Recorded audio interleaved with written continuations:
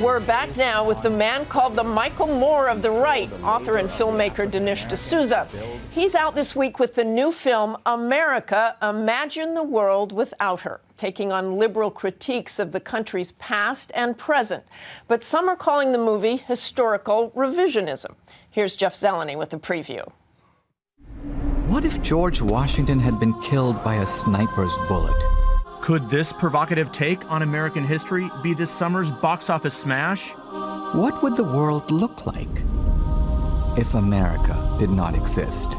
Controversial filmmaker Dinesh D'Souza offers a strident defense against the country's critics on historical issues like slavery and land taken from Native Americans, and against charges today of the excesses of capitalism and America's role in the world, all pushing back against what D'Souza calls the shame narrative. If America is a force for good, why are they trying to make us feel bad? The movie's other targets? President Obama and Hillary Clinton. Hillary wanted the radicals to become the government. It's a one-sided view of history that the right-wing filmmaker hopes will equal the success of his last movie, 2016, Obama's America. That took in over $33 million as one of the highest-grossing documentaries ever. It's not a rah-rah patriotism that uncritically celebrates America. On this Independence weekend, a controversial look at America. New fireworks for the old partisan divide. For this week, Jeff Zeleny, ABC News, Washington.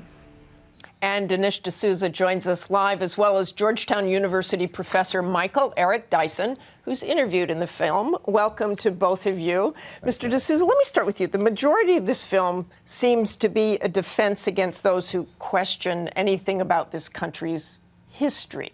But don't you have to look back, especially at something like slavery, acknowledge what happened before you can move forward?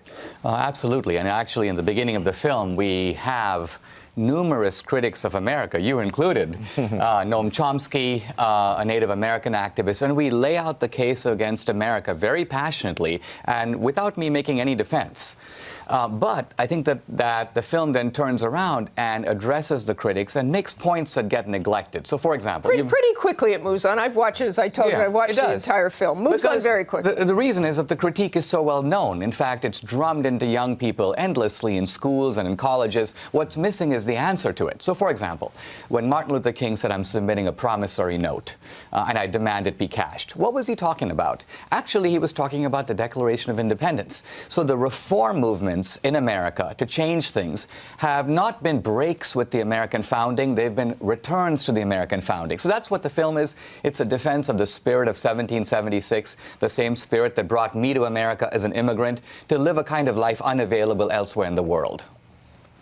Well, look, to say that there's not a discontinuity between Martin Luther King Jr. and the larger American compact and project is absolutely right. The problem is it's not the left that said that. It's not progressives that made that claim. It's people on the right. Now, they'll make an exception for Martin Luther King Jr., but those of us who are critics of the American state don't believe that America is a nation doomed to its own, hoisting its own petard. We're saying that, look, if you love America, as James Baldwin said, he said, "I love America more than any other nation on this world. Therefore, I reserve the right to criticize her relentlessly."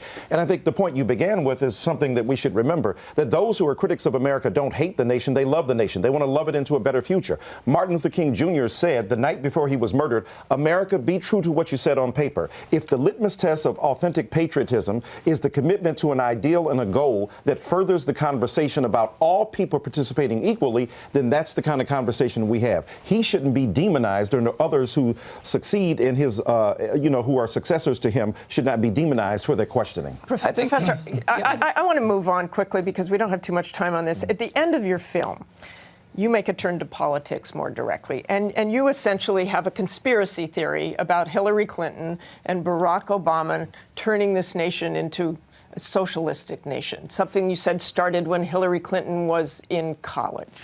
Yeah, it's not a conspiracy theory. Rather, a lot of people think that Hillary is like Bill. They go, well, we kind of want Hillary back in the White House because, and the point we make in the film is no, there's actually a bridge connecting Hillary to Barack, and that bridge is Saul Alinsky. Now, many of us develop our political ideas in our formative years. I was a young Reaganite in the early 80s.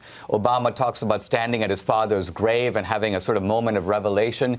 Hillary met Saul Alinsky in high school. She brought him to Wellesley College. She wrote her thesis on him. So we're not inventing a connection between Alinsky and Hillary. The connection is well documented. What we show in the film is rare footage of Professor Alinsky that people Dyson, haven't just seen quickly, we have before. about 30 more seconds. Well, here's the reality. Yes, she has interpreted and interpolated Alinsky, but she's not given the suspicions of Mr. D'Souza, somebody who's trying to bring down American government. She's trying to make that rare act of a politician in public, to bring ideas to bear upon the forces that prevail, that help the nation become its best self, and to work against the demons that are bespeaking, if you will, a negative impact on America. So Alinsky, in terms of his impact on Obama and Hillary Clinton, I'm sure the Alinskyites would say it's barely discernible now in their political lives. Thank you both. It's a very interesting movie. Everybody should go see it.